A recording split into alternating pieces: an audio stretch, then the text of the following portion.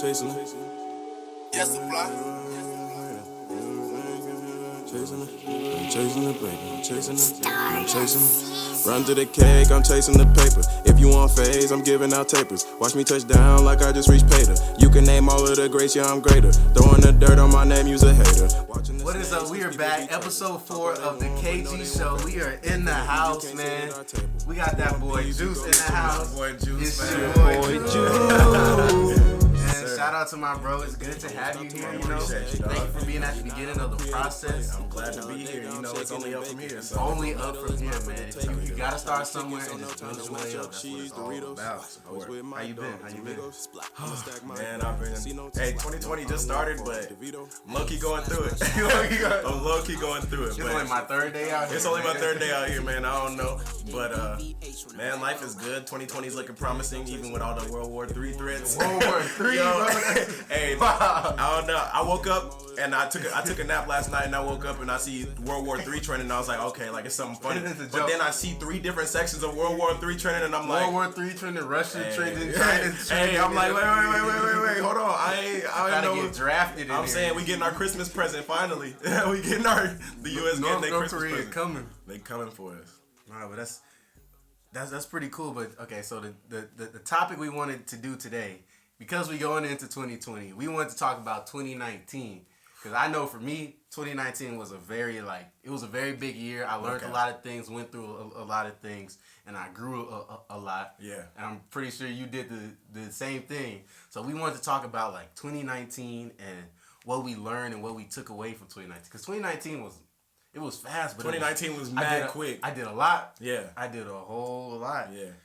Time flies when you got a lot. I don't even remember what I did at the beginning of 2019. Bro, I'm telling you, anything before like May, like bro, other than track, bro, that whole track season was a blur too. Like, How's track going? Tracks are going good. The first meet is January 17th. So if anybody watching this go to A&M, pop up and watch your boy do Is that work. A&M? Mm-hmm. I'm pulling up, dude. Yes, I'm sir. pulling up. Yeah, we gonna do our work. Hey, UIW, we putting them on the map.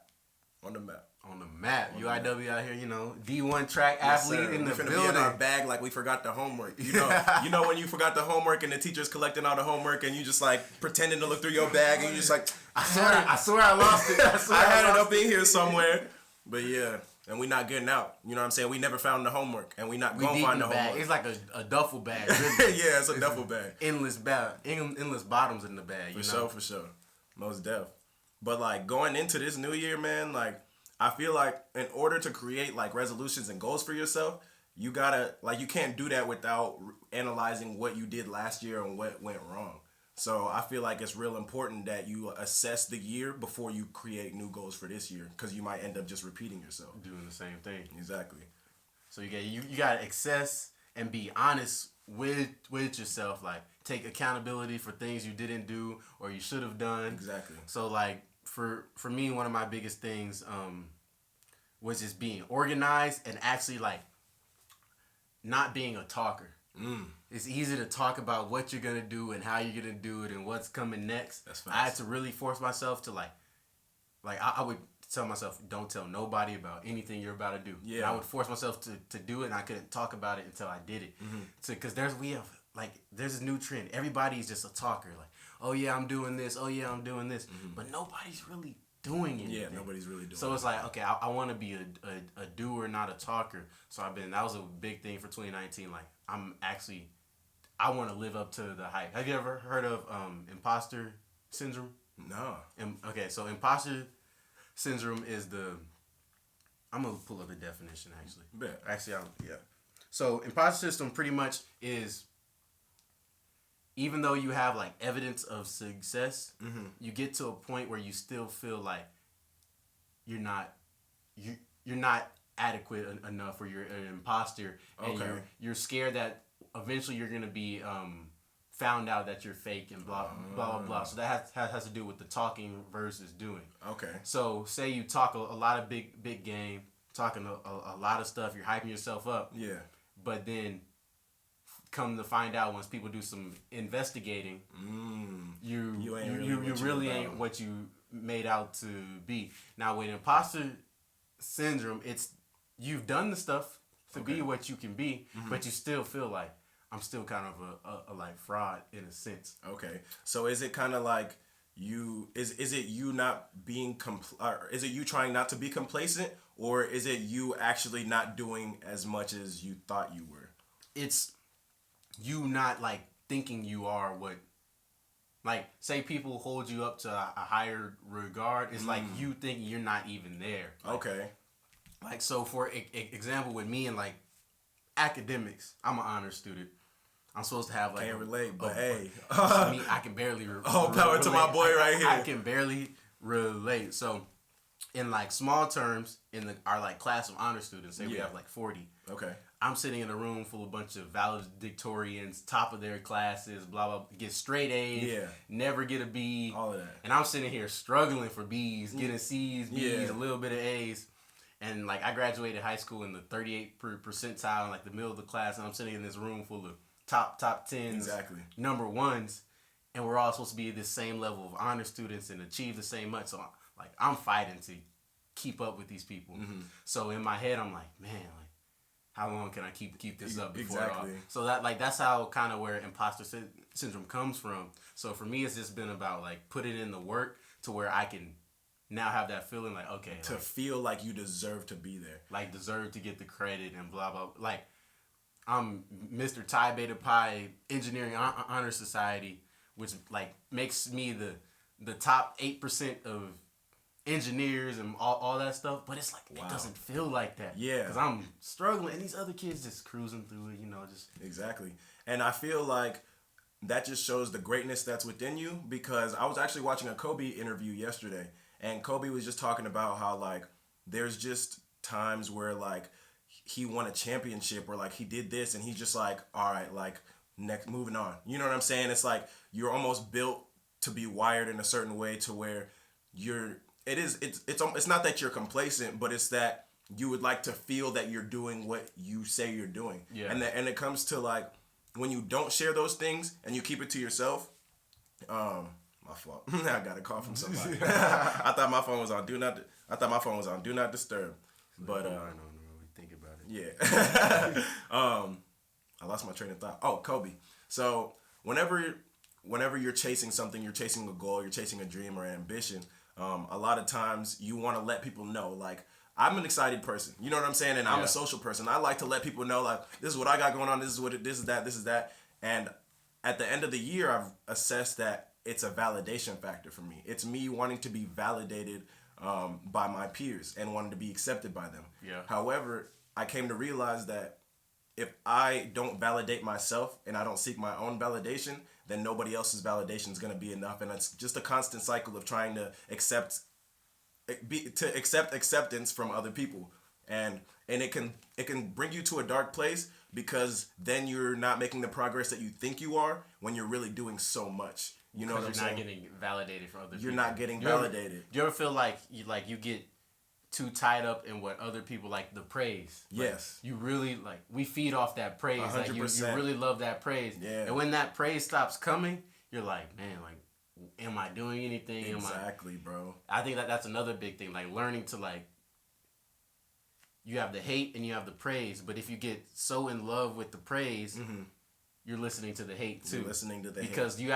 you have to listen to what other people say to hear the praise, which means you're gonna listen to the hate. And so the hate's tearing you down. You're not getting enough praise, and you have to like I have to find a way to zone in on just my thoughts. Like no matter who it is, peers, parents, teachers, professors, advisors. Like, okay, now it's time to really focus on what I think I should do and what I want to do, and make that like transition, because we grew up in a place where in our high school, middle school, it's just like straight praise. You get rewarded for doing the minimal things. And and whenever you do, whenever you stop, now that we graduated and we're in a place where we're in the real world, man, like you don't get a pat on the back for, doing what you're supposed to do. Yeah. You get praise for going above and beyond. And it's when you think you're going above and beyond and you're still not getting that praise, it's like we're a product of our environment. We're a product of not being commended on something that shouldn't be really commended for. You get commended for doing extra. You get commended for doing better. Trophies. participation awards. Life doesn't give those out. Life does not give out. I wish life gave out participation trophies, man, but everybody would be complacent. Nobody would want to get better. Nobody would want to get out of their comfort zone. Like, why do snakes shed their skin? Why do caterpillars turn into butterflies? Because the state that they're in is not going to be the state that they're in forever. Oh. Yeah. Knowledge. Hold on. Hey. Oh, no. Drop a bomb on them. You know what I'm saying? And, like, if you think about it, we're the top of the food chain, essentially. You know, us as mammals, we are the supreme, you know what I'm saying? We're the supreme animals on this planet. And because different animals adapt to survive, we too have to adapt and continue to change and grow, or else, you know, like, instead of staying complacent. And even when we do shed our skin, or like we shed a little bit of skin, we're on our next step of our transfers or of metamorphosis. If we're staying in the caterpillar, you know, to butterfly transformation, like that next step, even though it may not be a big step, it's a huge step because we're taking that step anyways. You know what I'm saying? So I just feel like it's really important that us as like adults now, we have to seek our own validation, so that way any other validation is extra. It's extra, but it doesn't make or break. It doesn't make or break you. Exactly. And I take my social media detoxes. I like to do 1 week a month.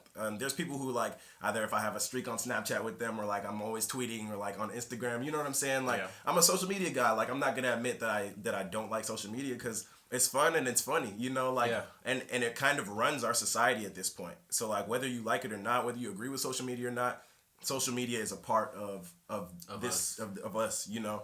And I feel like it's okay to take that break, and like you don't have to explain yourself to anybody. Sometimes it's okay to just go ghost and reevaluate what you're doing, so that way you're not just a robot, you know. Not wake up, Instagram, Twitter, Snapchat. All right, cool. Chilling. All right, Instagram. It's a cycle, and it's addicting. Like, they pay people to make these apps addicting. Yeah. But like going into the apps and the images, and then we're making this transition from like adolescence to adulthood. Do you think like people have a false perception of like what life and reality really is? You 100%. Understand what I'm saying? Like they have false hopes, false dreams, false like just everything is false, and I think that's created by the media. Like, I go to school here in San Antonio, and I still live at home. And growing up, I've always watched, you know, the Disney movies, Disney Channel. Disney Channel is toxic, low key. Disney Channel is causing depression. Yeah, Disney Channel is kind of crazy, like, if you think about it, because like it created like a lot of like fake ideas of what a relationship would be like. It created a fake idea of like high school would be like. Bro, I thought we was gonna be kicking it in the hallway all day. Kicking in the hallway, doing falling whatever, in love at first sight. And so it sets these like, okay, this is normal. People, you watch them for so many years, you start thinking, okay, this is normal. Mm-hmm. I'm gonna fall in love, and it's gonna be love at first sight. And then people get out here, and that's couldn't be anything further from the truth. Like, love is a tough thing. Like, finding a true partner is a real tough thing. But they think it was supposed to just be this just amazing fantasy, and it's a fantasy. But people think that's a real thing. So now they're out here mad and untrustworthy and bitter because this fantasy hasn't come true. When in actuality, it's just Hollywood. It's Hollywood, man. But Hollywood is like what we consume. Like whatever you put into your body with food is how you're gonna act. You know what I'm saying? If you put in healthy stuff, you're gonna feel great. You're gonna be able to exercise longer, exercise for faster. If you put like negative things in your mind, or even just expectations and perceptions in your mind, that's what you're gonna try and manifest. And when you try and manifest those things, and it's not the idea of what you had in your mind, it makes you just want to give up. And I feel like we're in a society that they understand that reality is not what we thought it was going to be, but they don't want to do anything to change that. And I don't think they're really taking the time to think about it and like put two and two together. Yeah. It's not that you can't watch the Hollywood movies and Disney Channel. Mm-hmm. It's that you have to have the awareness to be, okay, this is a fantasized version of life, exactly. And things will never like go this smoothly or just work out like this. Like, this is a movie. Yeah, it's not real. Exactly. Like, real life has so many other variables, and just humans being humans, like anything can really happen. Yeah. So, like with social media, you get on there and you consume. So If you're on Instagram, you're watching people post their best pictures of the highlights of their life. Yeah. They don't post, nobody posts anything bad. They only post the highlights. So say you're watching someone post highlights, it's easy for a kid watching to start to feel like, man, my life sucks. This person's traveling the world and doing this. When a lot of it is really posing. Bro. A lot of it is really like straight posing. Drake said it best. Let me go to Rap Genius real quick. I'm about to, if y'all didn't know, Drake is my man's. And he no Drake slander is tolerated. This is the biggest Drake fan I know by far. By far. But so like you watch this stuff and people think like, dang, why isn't my life that good? When in actuality, if you actually take a picture, if you take a deeper look at the person's life who's posting all this good stuff, there's still the negatives and the bads like behind it, but all you don't get to see it. But people don't understand like, okay, they're only posting the good. Exactly. So they start comparing. And here's a quote. I forgot who said this. Was it Gary Vee? No, it wasn't Gary Vee. It was somebody who said this. Hey, wait, hold on. Gary Vee, if for whatever reason you get to watching this, follow us or give us a chance. Bro, we trying to invite us out. Invite us out. Bro, I just want to ask you one question. Just one. I don't even want to say I want to ask you one question. I just want to talk to you. All right, fair enough. I do want to talk. I was lying, but if you, I know you're a busy man, so if you got time, we can make it work. We can make something it move. Yeah, for sure. But back to the Drake quote. It says, I know a girl whose one goal was to visit Rome. Then she finally got to Rome, and all she did was post pictures for people at home. Because all that mattered was impressing everybody she's known. I know it, yeah, like, and he just keeps going off on a tangent talking about, like, we only want to travel the world and we only want to do this or that, not to see the world for what it is, but so that way other people can see us for what we're not. And people like that feeling. And people like that feeling. I do things to impress other people, and that's the total wrong way to. If you're always trying to do that, you're always trying to impress people, you're gonna be sad. That's how you get lost in the sauce, man. That's how you get lost in the sauce. Like, I'm real self-aware. I know I observe things and I feel things and I see the world for what it is and not for what I would like to see it. You know, and it's okay to not look at the cup as half empty or half full, but as halfway. You know, because when you see the world for what it really is, you can take the good and you can take the bad, and then you can do whatever you want with that information. Not just seeing the good because you ignore the evils. And when you ignore the evils, the evils will consume you. You know, the evils come out, they destroy you. And it's bad. And it's nice to keep an even balance. Whenever I like to just go, sometimes I'll take a different route to school. I'll take a different route to work. I'll try a different place. Or if I'm going to the same place, I'm going to eat something new. Like, I'm going to try something new because there's just so much out there that we haven't experienced, and that we just, you know, how much food we haven't tasted, how many people we haven't seen, like, given the amount of people we have seen. But it's just a crazy thing to think about. Like, we just go through life, and like, a lot of people get to the end of their life and they're just like, regret. Like, what was that? Like, what was that? Like, you know what I'm saying? You have to come to the facts. You have to come to the conclusion that we're all gonna die.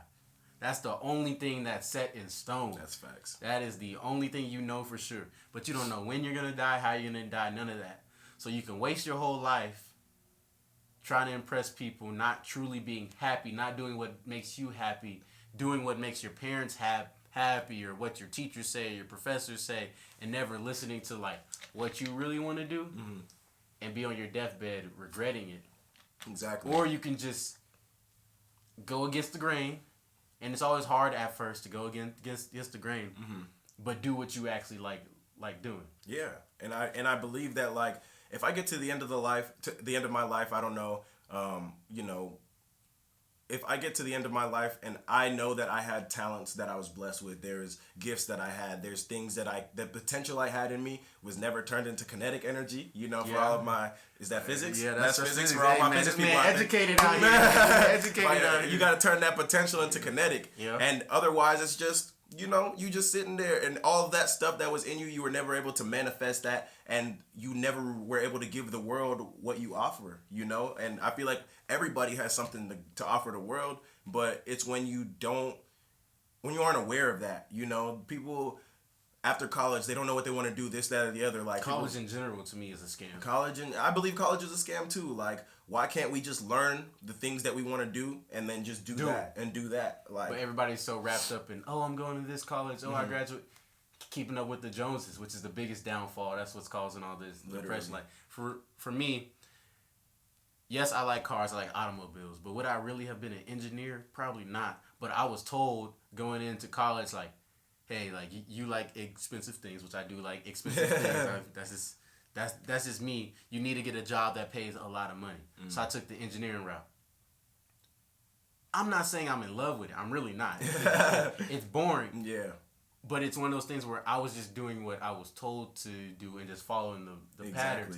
But what I realized is, like, following those patterns just leads you to this, like, emptiness feeling. Like, so last year, there was, like, a big turning point. This is how I discovered Gary Vee. Like, last year, I got to a point where, like, I did not want to, like, do anything. Like, Okay. I wasn't excited about anything in my weekly, like, Yeah. I would wake up and be like, man, like, I'm just going through the motions, going to class, going to practice. I wasn't doing anything that was exciting me. I was always tired because nothing was, like, getting me hyped. Yeah. So I had to, like, really think about it and, like, come to myself, like, okay, why am I feeling this way? Like, why am I not excited? Like, I shouldn't be bummed about everything I'm doing. I was dreading going to class, dreading going to practice. So I started researching online. I just looked up why am I always tired? Oh, okay. And then read some articles about our generation. I think I sent you them articles. You did. I sent you those articles about, like, because I remember reading that and I was just like, oh no. Like, how did you know? How did you know, George? Like, how did you know? It's a generational thing because now that life is getting, the quality of life is improved on Earth. Yeah. In previous generations in recent history, our parents had to work, get raised, work, raise children, repeat the process. You didn't have any leisure time. You just had to do what you had to do. But now we're in an age where you actually have options. Like, we're blessed to have options to do more than just be a farmer or just to work at a restaurant. So now that we have these options, a lot of our generation still following that old pattern: work, go to college, get a family, kids, settle down. When really it's just not what we really want to do, because life is not that simple. So I started researching that, and then that's how I came across Gary Vee, and he was talking about great entrepreneur. But he's a great entrepreneur. He has a great look on life. Like, do what makes you happy.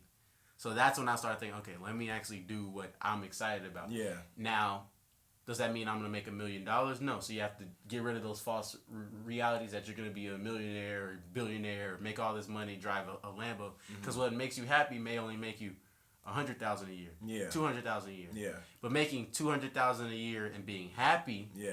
And living a happy life is better than making $1 million and being depressed. Exactly. And going on to the money talk, I want to ask you this: do you think money can buy happiness? No.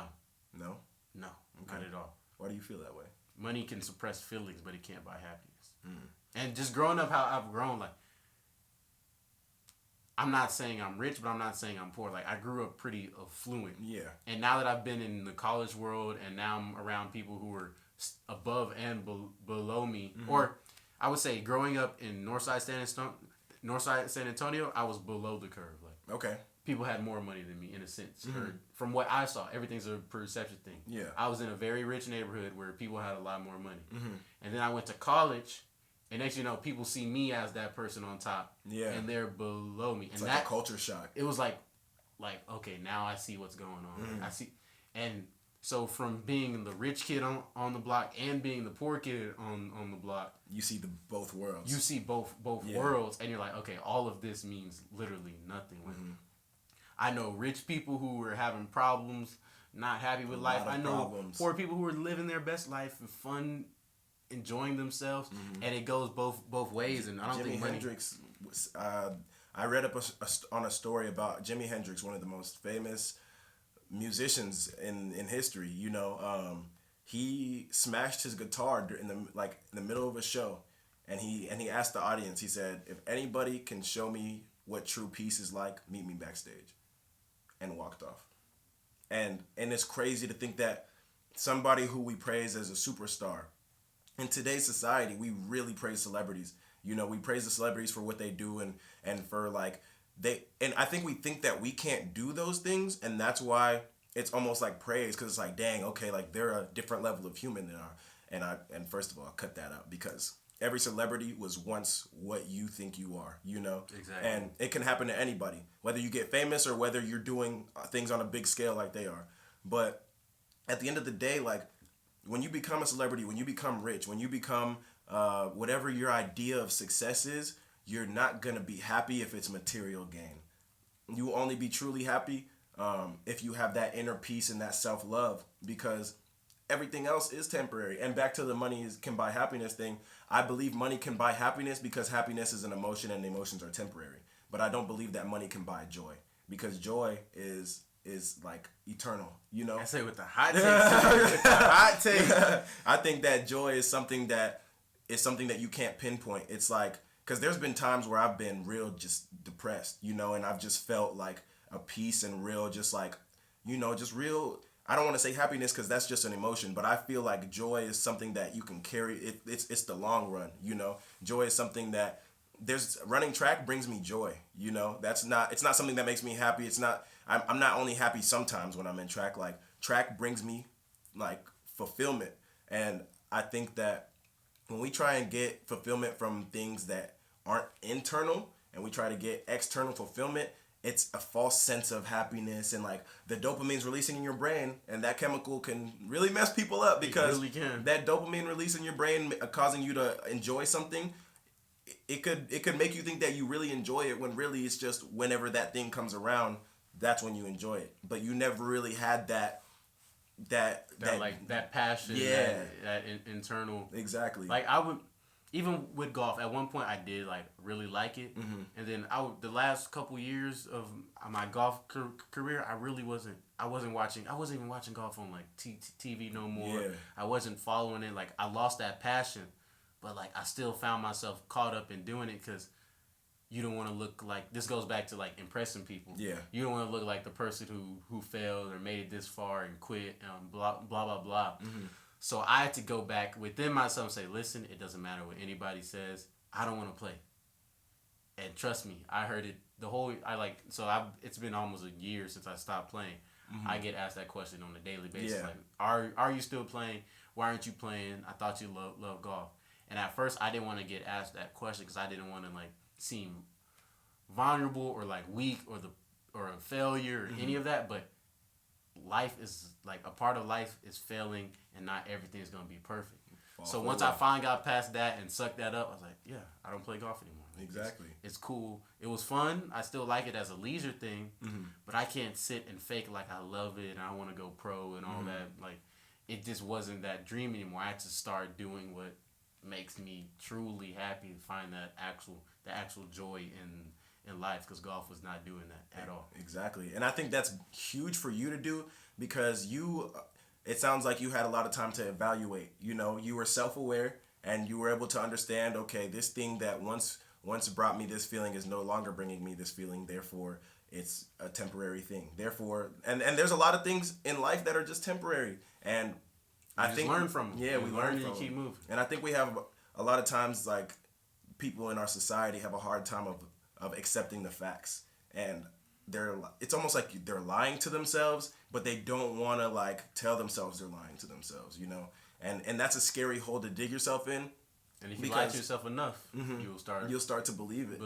And you'll never really know the root of who you are, you know. And if you just ask somebody, go up to anybody, your friends, your family, a random stranger, just ask, who are you? They're gonna tell you their name. You know, like, that's your name, but that's not who you are. Does that make sense? Like, and that's almost like fighting off your own labels, you know, because there's a lot of people who call, like, you know, if you try to describe somebody, you know, you're going to describe somebody as either funny, mean, rude, that's a happy person, that's a cool person to be around. And those are qualities that you can describe somebody as. But when you ask somebody, like, who are you? Like, what is your core? What is your essence? Yeah. People, they don't know how to answer. It's just kind of like dang, who am I?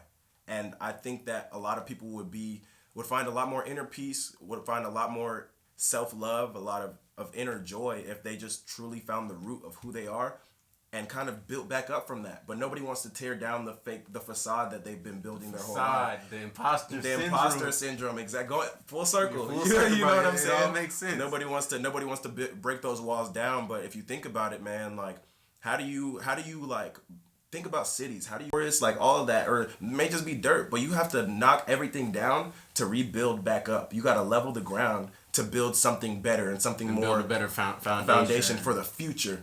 Does that make sense? And when we start to do that, that's when we really start to find what our passions are, what makes us do certain things, what makes us act a certain way. And that's when you kind of find out, like, okay, this is who I am. This is me.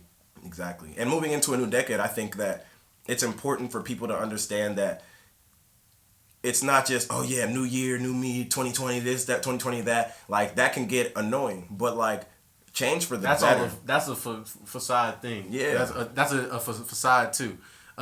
New Year's resolution and I'm gonna wait till this to start. That's just, it's BS. It's pushing off stuff. If you wanted to work out, if you truly wanted to work out, there's no problem with starting on December 15th. There's no problem. Why are you BSing and putting off till January 1st? That means it's Exactly. fake and you're really not gonna do it. Yeah, like exactly. everybody else is gonna be out the window by the third week of January, because people put on these lies like, oh yeah, I'm gonna get in shape, oh I'm gonna do this. Like, you gotta take that self accountability eventually, and that's another thing that plays into this whole topic. People don't want to be accountable at all for anything at all, and I think that, like, touching on the New Year's aspect of it, time is a man-made concept. Like, you know what I'm saying? Like, if we didn't have calendars, if we didn't have dates, like, what are you gonna, like, what is New Year's? What is New Year's, and when are you gonna change? Does that mean you're just not gonna change? Like, you know what I'm saying? Like, I started my New Year's resolution 3 weeks before the New Year rang in, because I knew how long it takes to form and break habits. So if you want to form a habit and break a habit, and you don't want to understand that it's gonna take the first 3 weeks to form those habits, you know, it's gonna make and break you. You know, you're gonna fail, and you're gonna either forget, or you're just gonna, you know, accidentally break one of your resolutions. And that's why I don't believe that you should make necessarily resolutions, but you should make like growth goals, you know, things that are gonna allow you to grow. People make resolutions because, okay, I'm gonna go to the gym and do this, I'm gonna go do this, I'm gonna start doing this. But like, why? You know, why are you doing those things? Are you going to the gym to be fit? Why do you want to be fit? Do you want to be fit because you want everybody else to see you as fit, or do you personally want to feel fit and enjoy be healthy and enjoy that lifestyle? And whenever you start to do things for your own validation, like we were talking about earlier, that's when you start to find out who you are again, and that's when you begin to grow as an individual. And that self accountability of being able to say, okay, the New Year's is about to begin. Let me start working on some of these now, so that way when January 1st comes and then I try it, and then by January 3rd I messed up. Yeah. You know, you got to give yourself that cushion to be able to trial and error. So January 1st comes, let's get it. Let's keep. This isn't new to me. Let's keep doing it. You know, you can't hit a game winner. I mean, not saying you can't, but like back to Kobe, I was talking about Kobe, and he was talking about his game winning plays and this and that, and like they were asking him like, were you surprised, or like how did you feel like knowing that he was just like, this is what I practice, you know, like I've practiced this, I've done this before, you know, this is just the first time y'all are seeing it, you know, and that's why we think that a lot of people they just blow up out of nowhere, which happens, but some things are years in the making. You know, years in the making. You know how old the baby is, man? Like, the baby's a grown man, and he's just now blowing up. Like, it's not too late. Patience. That's another top. Patience. You patience. gotta have patience. You gotta have patience. Because you're gonna fail. Like, 2019, I failed a lot. Yeah. Like, a whole lot, and I wasn't used to it at all. Like, yeah. Like, because again, we grew up in this environment where we're getting participation trophies. So now that we're failing and we're not getting no type of praise, you're really like getting looked down on. That was hard for me. But then once I finally started getting past it, like, okay, once you fail one time, twice, 3 times, you're like, okay, like I'm learning from every single thing that I fell on. Exactly. But you can't let looking in the past. You look in the past to learn from it, but don't dwell on it. Okay, let's move to the next thing. Yeah. Let's keep pushing and stay patient, because sometimes you're just rushing it you're rushing it for the fact that you want to show off and impress people. Exactly.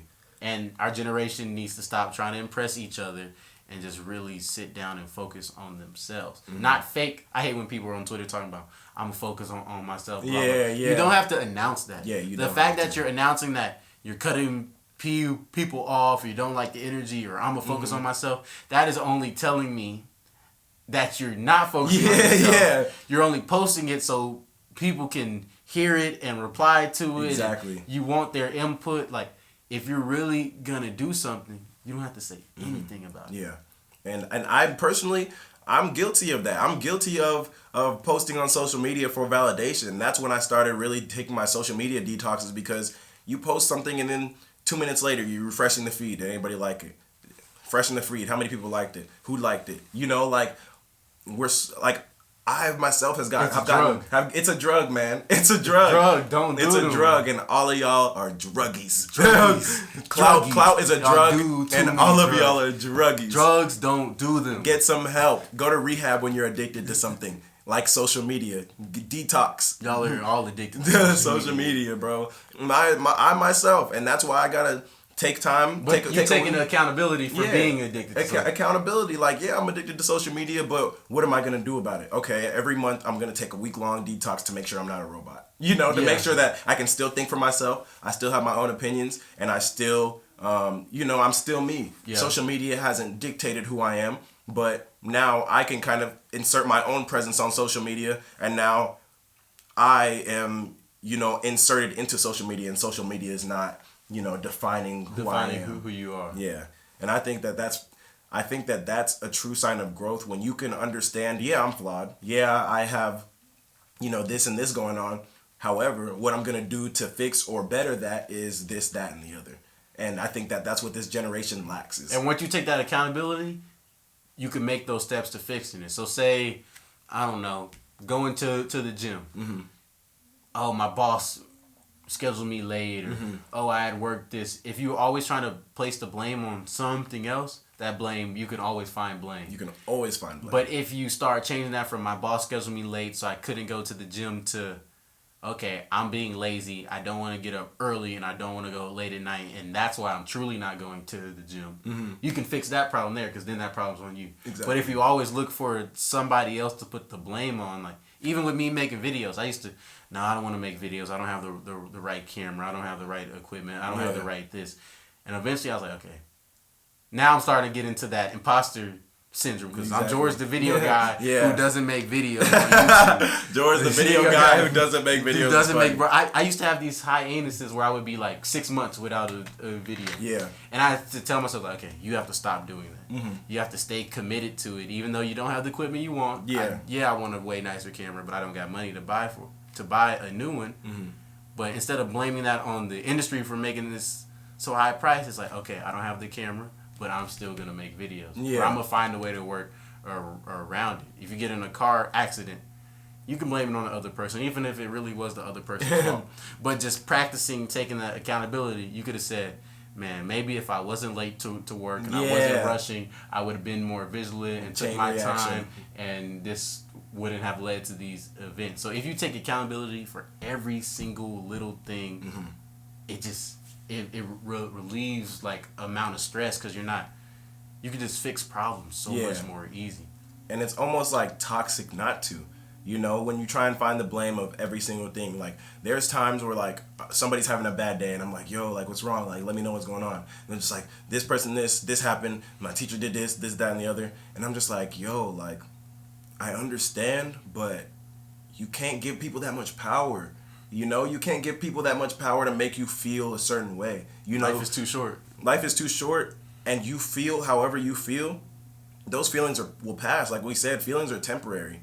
But how you react to those situations and how you, like, come out and what you can learn from those situations, like, why were they acting this way towards you? Why did they yell towards you? And I'm not saying that we should be like, okay, I'm the problem, but figure out, like, the root of things. And that's the next thing I was going to try and put on your mind was, how do you think that people, how do I phrase this?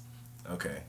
Why is it that you think people can't take responsibility for their own shortcomings? Because that's the hard thing to do. It's easy to blame others. It's easy to point a finger. Yeah. But it's way harder to point that finger at yourself, because not only are you pointing the finger at yourself and bringing yourself down, in a sense, that means you're responsible for the problem, and you have to fix that problem. Yeah. So everybody wants to take the path of least resistance, and the path of least resistance is just to start pointing fingers. He's not doing this. She's not doing this. He did that. She did that. That's easy. Yeah. When you said, okay, how did I play a role in this? How could I have done better? Now you're getting into hard work because you're looking at yourself.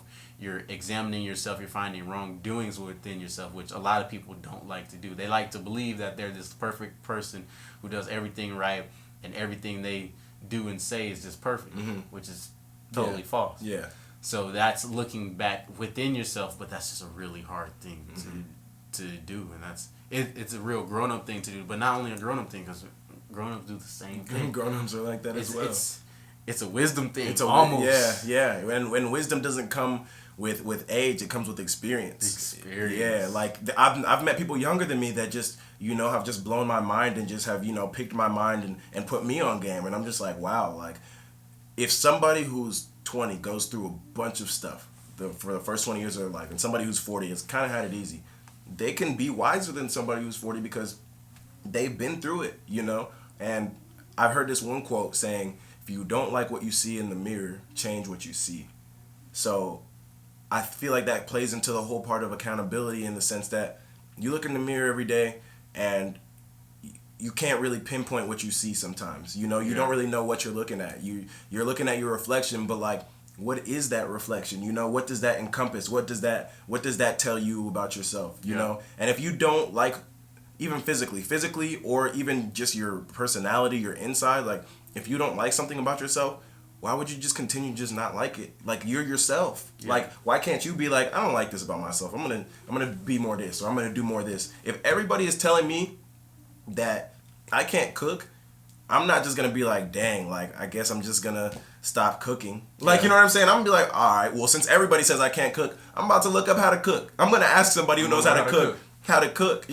And that's just, if you can use that analogy for anything, like people aren't happy with themselves and they're not happy with their situations, but they're not willing to do anything about it. They're just willing to just be like, dang, that's that. How much better people we could be if we turned our weaknesses into strengths.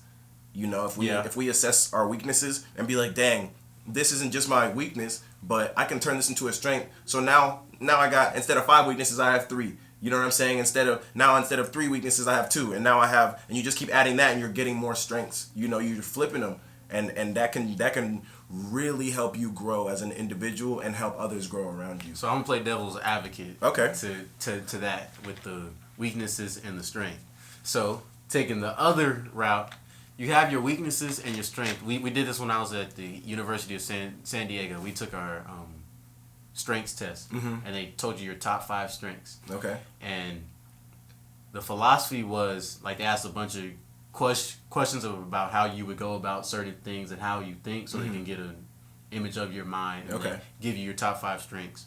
The logic behind it was, we spend so much time focusing on what we're bad at, and we don't focus on our natural things that we're already good at and try to enhance those. So say you're already good at this, you can take that to another level. But if you're bad at this, there's probably a peak that you can get to. Like, I'm not saying that you can't bring it way up here. Oh, yeah. But genetically, or just you being you, and that's, you're bad at that, and that's just the cards you were dealt with. That's just the cards you're dealt with. I see what you're saying. So what they did, they showed us our top 5. They told us to focus on our top 3, and hone in on those and go hard on those.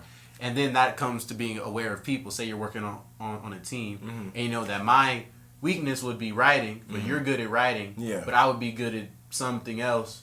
I'll be doing the math. Say I'm doing the math, and then you're not doing the math, but you're doing the writing. I'm doing the math, and then if we know the strengths of each person, you can work together instead of essay, get better at math. I'm gonna get better. And then the whole quality, is just lower, and it's just a harder process. So my 3 strengths were futuristic, analytical, and strategic, in that order. So I think those work out. So futuristic means I'm always thinking ahead. I'm always which I am. Forward. I'm a planner before I go anywhere. Even if we go somewhere, I agree. I think through every scenario, every possible thing. And then with the analytical and the strategic, that plays right in. Not only am I thinking about the future, I'm strategically like, okay, Placing if those we're about to in go do this, how can we make sure this is gonna work? This- and this then the doesn't happen. analytical, Okay. that's what you're gonna bring in the numbers, the data into thinking into the future. Yeah. So now that I kind of have that awareness of myself, I use that. Like To I your really advantage. hone in on that because I know it's like, okay, I'm a lot more forward thinker than a lot of people. I think through situations, through just like the smallest things. I'm Yeah. not talking about big things. Yeah. Before I just go do one little thing, I'll think it through. Mm-hmm. And a lot of people don't do it as good as me or as much as me or as in depth as me. So I hone in on those strengths and I tell people like this is just me. Yeah. So I'm gonna just let you know how I'm thinking and what I'm thinking about. Exactly. And say you had your strengths and you make your strengths known. Now like as a collective, We can build on each other's use strengths. each other's strengths together. Okay. I'm not saying that you don't have to work on your weaknesses. Yeah, of course, but you the- double the- down on the what you're bigger naturally picture, good yeah. at. And if you double down on what you're naturally good at, that's how you get the Michael Jordans, and Yeah. the Elon Musk, and Steve. Like they really focus on what they're really, really, really good at. Okay. And I'm reading, it's actually funny that you're talking about collaboration because I'm reading this book right now called The 17 Essential Qualities of a Team Player. And the second one was collaboration.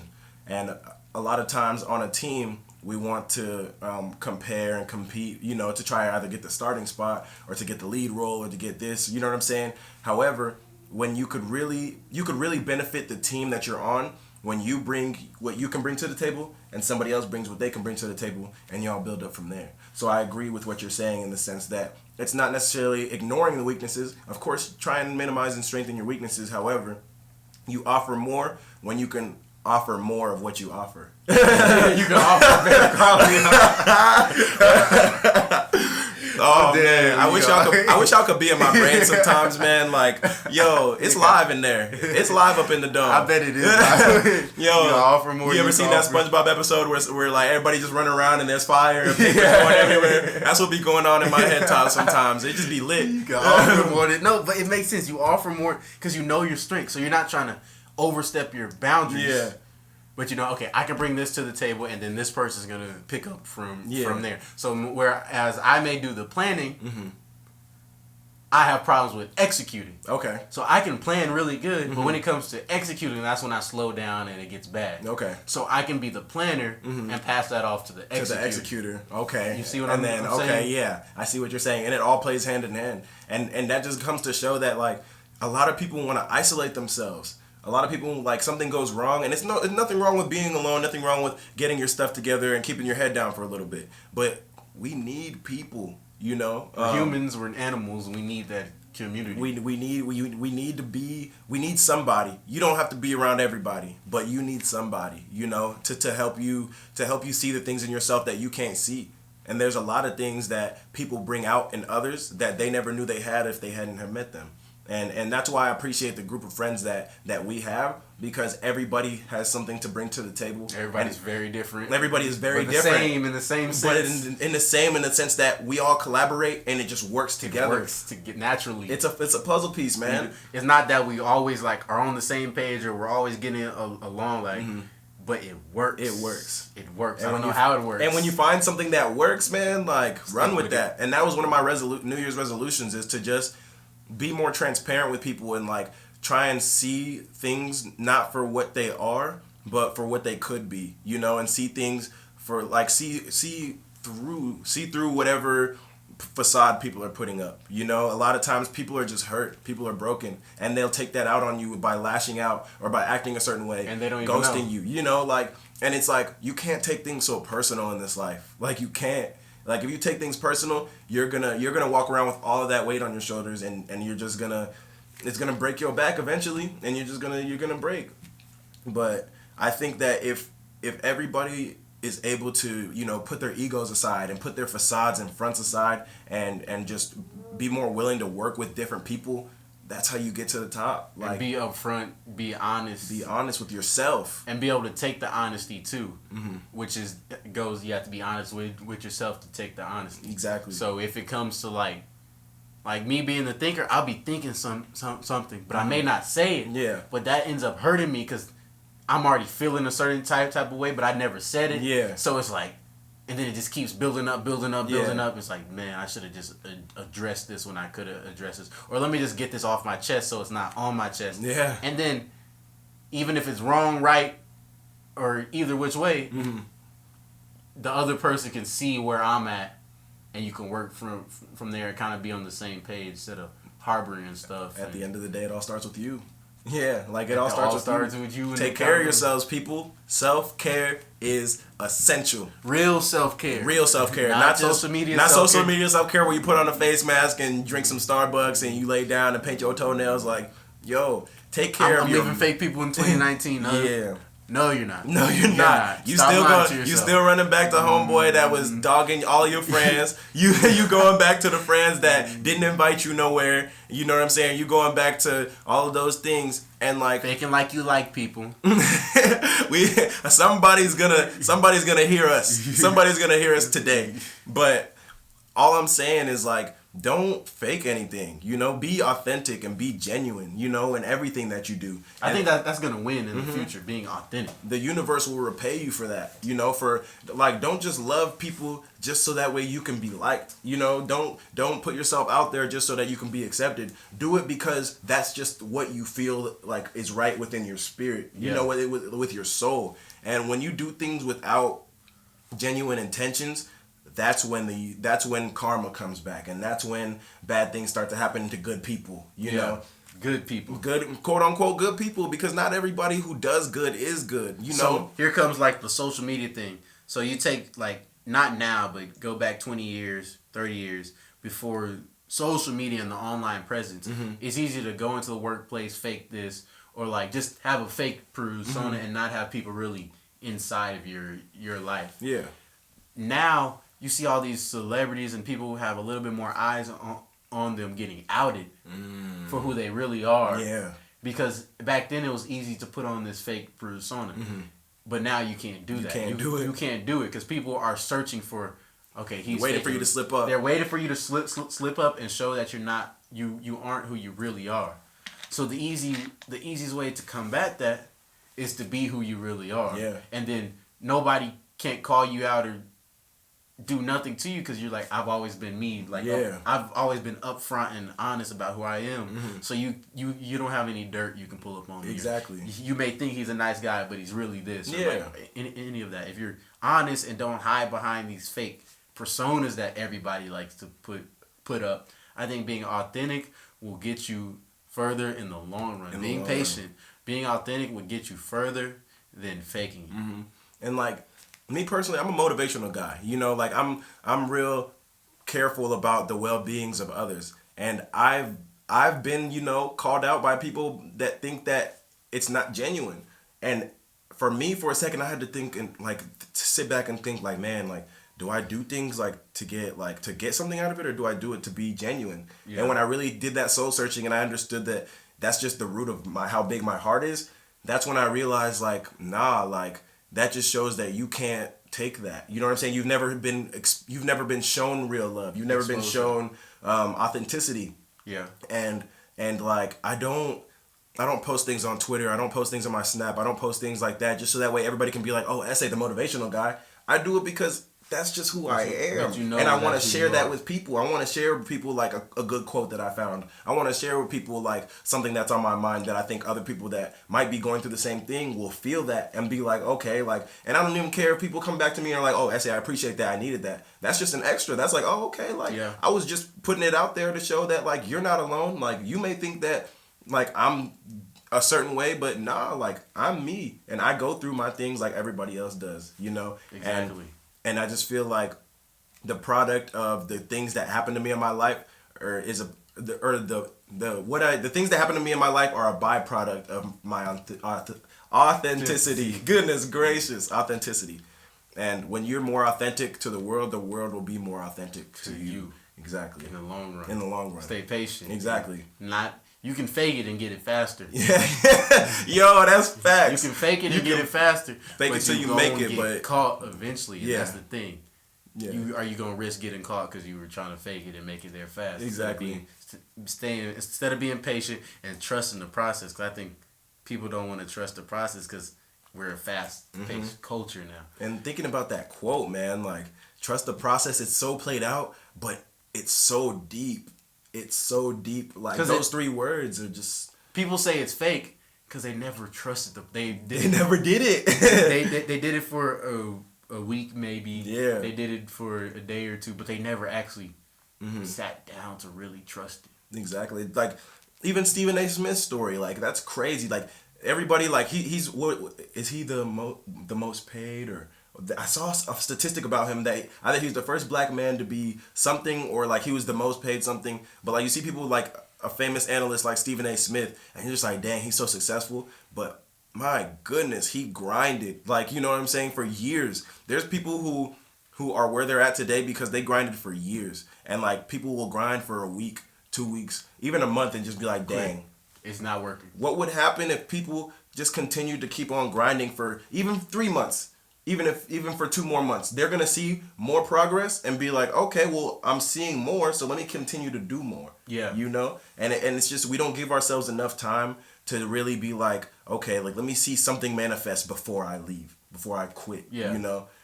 There was a picture of like a dude that apparently there was like a brick tunnel, right? And he had been hacking and hacking and hacking. I think I know. And at the end of the picture, it's just him. He's like done hacking. He just gave up, put his little axle, and just started walking away. But it showed that like with one more hack, he would have been at the gold, at the end of the brick wall. You know, and you never know how close you are to your breakthrough or to your success, your idea of success, unless you keep going. And you got to keep going. And like, take Jay-Z for instance. Jay-Z to get to $1 billion, it took him 30 years. That's a long time. I haven't even been on this earth for 30 years. Yeah. So imagine staying consistent with something for 30 years. That's trusting the process. That's trusting the process, but like falling in love with the process at the same time. Like fall in love with the results that you're getting from the process, but acknowledging your results and being like, this is because of the process. Like I love the grind, process. like in the dirt, or as Gary Vee says it, like eating shit. Because if you really want to make it to these high heights, or to wherever you want to go, you're gonna have. It's not gonna be easy. Yeah. Like, it's really gonna be hard. It's gonna be hard for a long time. Exactly. So if you have the ability to like that, get that, you get the push from it being hard. You said, this is hard. I like the challenge. I'm embracing the challenge. Like, this is gonna make me better in the end, and it's only gonna make what I want even more obtainable.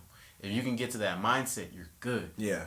But people want participation trophies. Exactly. Want it overnight fame, and just it's just so unrealistic. The compound interest of I forgot what the number was, but they compounded a number, and they were saying that if you just do something consistently for 365 days, you're gonna be 365 times better by the end of the year. You know what I'm saying? Like, consistency is key. If you just continue to do something and get better at something, over time, you know what I'm saying? It's gonna look like it may not look like this straight up, but it's gonna, you know, continuously get better In the big and picture. get better. And by the end of it, you're here and you started here. Like, this is growth. Like, this right here is growth. And I feel like a lot of people just want growth. They want to go from Instant 0 to gratification. 100. 0 to 100. And Look what happens to people who go from 0 to 100. Like, people who win the lottery and all that stuff. They crumble. they fold. They crumble. They fold. Because you can't go from 0 to 100. Even like, you look at famous celebrities. You look at famous celebrities who got famous instantly. They all crumbled. Yeah. Because they didn't have that process of learning and growing and then appreciating it once they got there. They go from 0 to 100 and they just fall apart because they just can't handle it. They don't have that appreciation. They don't have the knowledge. They don't have the know-how no sustenance. that comes with years of learning it, or months of putting in work. Yeah. So you just gotta trust the process. Exactly. And when you build upon everything that's below you, like you started here, now you leveled up. All right, now let's see what's next for me. All right, here. All right, here. Everything you learned in between that is what's gonna sustain you when you get to the top. That's what's gonna keep you at the top, and even make you get to another level that you didn't even know you could unlock. Because with all that time, you built perseverance, you built patience, you've built discipline, you've built responsibility, you've built this, that, and the other, and it's just like, dang, if you would have seen me at the bottom of this process, you would have thought I was a completely different person. But I would have never made it. You would have thought, dang, he's not, all right, let me not hang out with him. He's not going nowhere. All right, let me see what else is in store for me, you know? And that's just how it is, man. Everybody takes their own route. You got to trust it. Like, trust the process and fall in love with the process. And the results are just going to be extra. You know, the results are going to be extra. And I was actually reading an article about how we understand how far we're willing to go with a certain thing when something doesn't work out. You know, when something doesn't work out, but we're still willing to be like, okay, that didn't work out. Let's reassess. Let's try something else. And then you keep building up. That just shows that that's how much that thing meant to you. You know what I'm saying? Yeah. Like trial and error, falling forward, and even sometimes taking a step back to take 2 steps forward. That just shows how bad you really wanted it. You know, it shows how bad you wanted to level up, and you're going to be repaid for that, you know, for that perseverance. Put in the time. Mm-hmm. Put in the time. Speaking of time, we about to... For sure. A whole hour in, hey. man. We've been rolling. Put y'all on game, man. This is a real positive, you know, giving the motivation, giving the real game. And I feel like that's all stuff we've really come to and grasped in this past year or two. Because it's for both of us, and I've seen it, like, it's been a very fundamental, foundational, just like tear down and rebuild year. Exactly. And now that we're kind of, I guess you could say on the rebuild, but we're just at the bottom, starting back up. But we have it straight now. Yeah. I would like to say that 2019 was like it was a crazy year. It was a roller coaster. But like looking back, hindsight 2020, like man, it makes me excited for 2020. I'm excited from what I've learned and what I've picked up, and I can't wait to use it this year. You know, like I just can't wait. And I'm gonna work on everything that I've learned and everything that you know that I'm striving for. You know, so that way 2020 and moving forward, not just 2020, but after 2020, you know, having long-term goals like 5-10 years. I always say like when I always tell you 2030. When I'm 30. Yeah. That's when it's time. That's when it's time. But until then, it's work. And if you put your head down for 10 years, Jay-Z did 30. I can try to do 32, but put my head down for 10 years. And then I look up 10 years from now and say, like, okay, this is what I've built. And I promise you, like, it would have built a lot instead of looking up every week, every month, every 2 months, every half year, every year. Yeah. You're doing nothing but slowing. It's like looking back while you're running. You're gonna slow down. You're gonna slow down, so you have to keep looking forward so you can see where you're going and keep progressing. Exactly. Be accountable. Take care of yourself. Love everybody for what they are, and just keep on trusting the process. Trust the process, man. Just the process. Appreciate you. Well, you had it. It's been a fun episode. Episode 4 of the King episode. We're gonna cut that. Episode 4, the King George Show. Thank you, Essays, for coming out. Glad to be here. I hope we gave y'all some positivity, and I promise you there'll be a lot more. You're gonna see a lot more Essay. So yeah, just thanks for rocking with me, and I'm gonna keep trusting the process. Peace. Let's get it. We just together, no glue. No nigga ain't nothing new. We the best nigga who knew. Who knew? Niggas don't know what I do. I be was born on my shoes. Niggas so high that I flew. Who knew? Told them sticks on my shoes. Ballin' like I'm Uncle Drew. I'm the bunk and the fuse. Told that bitch I gotta leave. That was very good content. That was very good content. Somebody gonna be put on game. One person. If one person was put on game, bro, we did our thing. One person gotta learn something from that album. Something. To the moon. They're getting ready. Cause I'm in the mood. I'ma go get in that groove. Then I'm gonna hop in the booth. Hop in the whip with the tune. Speaker be knocking like boom. Step on the gas and go zoom, zoom, zoom. Oh!